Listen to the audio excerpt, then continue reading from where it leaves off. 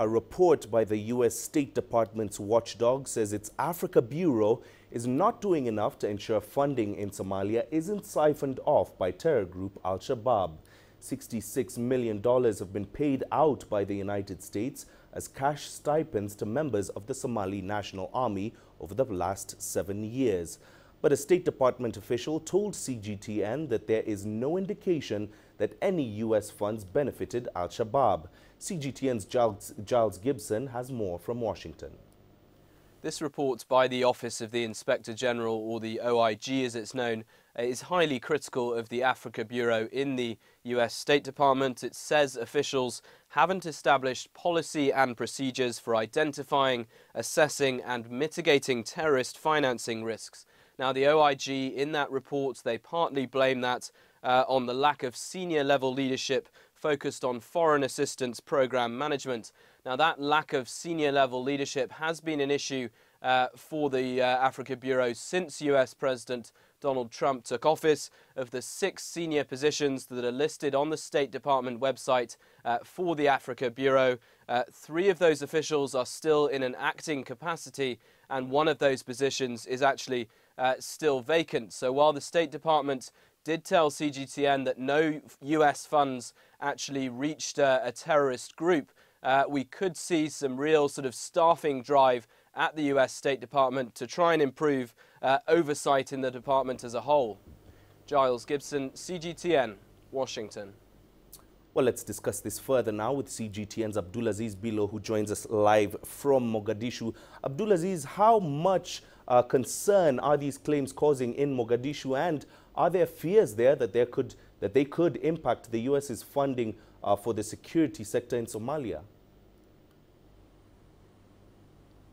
Well, Mahia, even though there's no official comment from the Somali side here, the government is yet to comment on that report by the U.S. State Department, even though it's an issue that's affecting the U.S. cooperation here with its Africa branch here that assists the Somali National Army. Definitely the concerns couldn't come at a more strategic time here in the country. It comes as the president has declared a state of war here in the country, meaning that hundreds, possibly thousands of Somali army personnel will be involved in a large-scale offensive that the president announced will be taking place in the coming months after al-Shabaab carried out one of the deadliest attacks here in Somalia that killed 358 people. So definitely, even though there's no official comment from the Somali government side here, it's definitely a concern among many here in the capital who are saying that that issue alone shouldn't affect the ongoing war and terror, because over the past couple of days we've witnessed increased spate of attacks here in the country, especially in the capital, where the militant group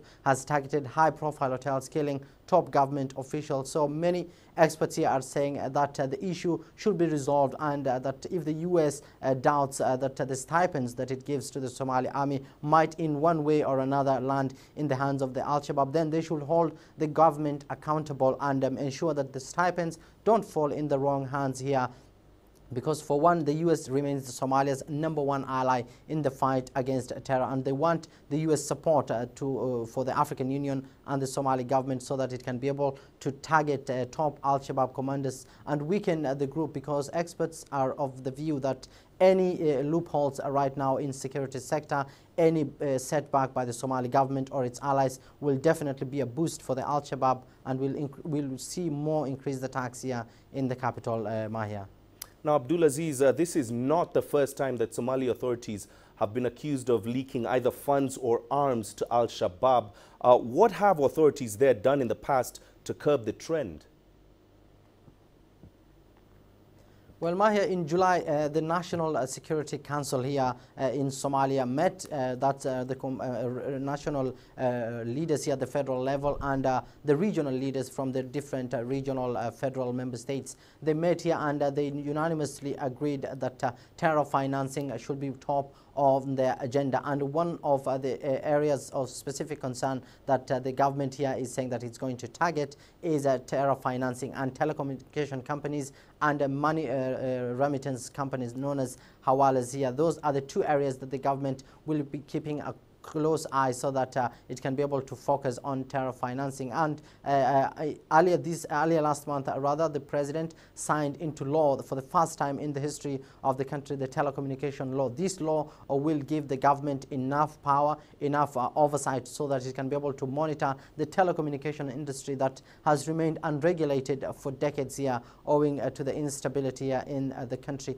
And one specific aspect is the issue of mobile money transfer. This has been a big challenge for authorities here. The defense minister earlier this year indicated that telecom companies will face the full wrath of the law if at all they are found that to be aiding the militant group through the electronic money service. So it's a big challenge for the Somali government here. That's main priority is eradicating al-Shabaab. On the other end, it has to deal with to come up with measures that will see that the money doesn't fall in the wrong hands, and they target mainly the business community here. But that telecommunication law itself, Mahia, is being hailed as a complete success here by the government, and one that will allow the government full oversight over telephone and telecommunication companies so that they can be able to be held accountable.